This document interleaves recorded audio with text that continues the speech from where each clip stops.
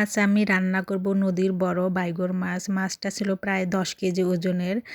আমরা বাজার থেকে 1 কেজি কিনে নিয়ে এসেছি। সেখান থেকে হাফ কেজি রান্না করব, হাফ কেজি ফ্রিজে রেখে দেবো। আসসালামু আলাইকুম, সবাইকে এসকে কিচেনের পক্ষ থেকে স্বাগতম। আশা করি সবাই খুব ভালো আছেন, সুস্থ আছেন। প্রথমে আমি মাছগুলো সুন্দর মতো পরিষ্কার করে ধুয়ে নেব। মাছগুলো দেখেন কতটা তরতাজা এবং লাল লাল, অনেক বড় মাছ তো তাই এরকম লাল লাল সুন্দর মতো ধুয়ে নিয়েছি। এখন আমি চলে যাচ্ছি রান্নায়। প্রথমে দিয়ে দিলাম প্যান, তারপরে দিয়ে দিলাম পরিমাণ মতো তেল, তারপরে দিয়ে দিলাম পেঁয়াজটা একটু বাদামি বাদামি করে ভেজে নেব।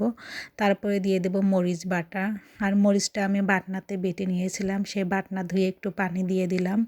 তারপরে দিয়ে দিলাম পরিমাণ মতো লবণ, দিয়ে একটু নেড়ে সামান্য একটু পানি দিয়ে দিলাম।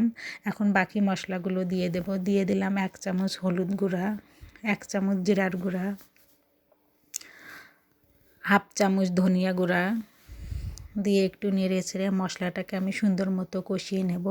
কারণ মাছের মশলাটা ভালোভাবে কষাতে হবে, কারণ মাছটা দ্রুত রান্না হয়ে যায়। এজন্য মশলাটা আমি সুন্দর মতো 5 থেকে 7 মিনিট কষিয়ে নিলাম। এখন আমি মাছগুলোকে দিয়ে দেব, দিয়ে একটু সুন্দর মতো আলতো হাতে মশলার সাথে মিক্সচার করে নেব। এভাবে নেড়ে চেড়ে সুন্দর মতো মিক্সচার করে আমি প্রায় ঢেকে রান্না করব 2 থেকে 3 মিনিটের মতো। আর এই মাছটা খেতে কিন্তু অসম্ভব মজা হয়।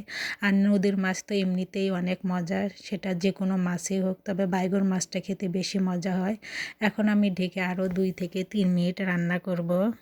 ফিরে আসলাম 2 থেকে 3 মিনিট পর। মাছ থেকে অনেক পানি ছেড়ে দিয়েছে। এখন আমি ঝোলের জন্য পানি দিয়ে দেব। প্রায় 1 কাপের মতো কুসুম গরম পানি দিয়ে দিলাম, দিয়ে একটু নেড়ে দেব। এভাবে নেড়ে চেড়ে আমি ঢেকে প্রায় 5 থেকে 6 মিনিট রান্না করব। ফিরে আসলাম 5 থেকে 6 মিনিট পর। এখন আমি দিয়ে দেব কাঁচামরিচ। কাঁচামরিচটা দিয়ে আমি ঢেকে আরও 3-4 মিনিট রান্না করব। আর কারা কারা এরকম নদীর বড় মাছ খেতে পছন্দ করেন অবশ্যই কমেন্ট করে বলবেন। আমার বাসার তো সবার ভীষণ রকম পছন্দ নদীর বড় মাছ, আমার তো ভীষণ পছন্দ। নদীর মাছের কাছে অন্য কোনো মাছের টেস্ট ভালোই লাগে না। এখন আমি আরও ঢেকে 2-1 মিনিট রান্না করে নেব, এজন্য ঢেকে দিচ্ছি। এখন আমার মাছ রান্নাটা শেষ। মাছের ফাইনাল লুক দেখিয়ে দিচ্ছি। মাছটা এখন আমি ফাইনাল লুক দেখিয়ে দেব। মাছটা দেখতে যেমন সুন্দর হয়েছে, খেতেও অসম্ভব মজা ছিল। যারা আমার ভিডিওটা ফেসবুক পেজ থেকে দেখবেন, লাইক কমেন্ট শেয়ার ও ফলো দিয়ে রাখবেন। ইউটিউব চ্যানেল থেকে দেখলে সাবস্ক্রাইব করবেন।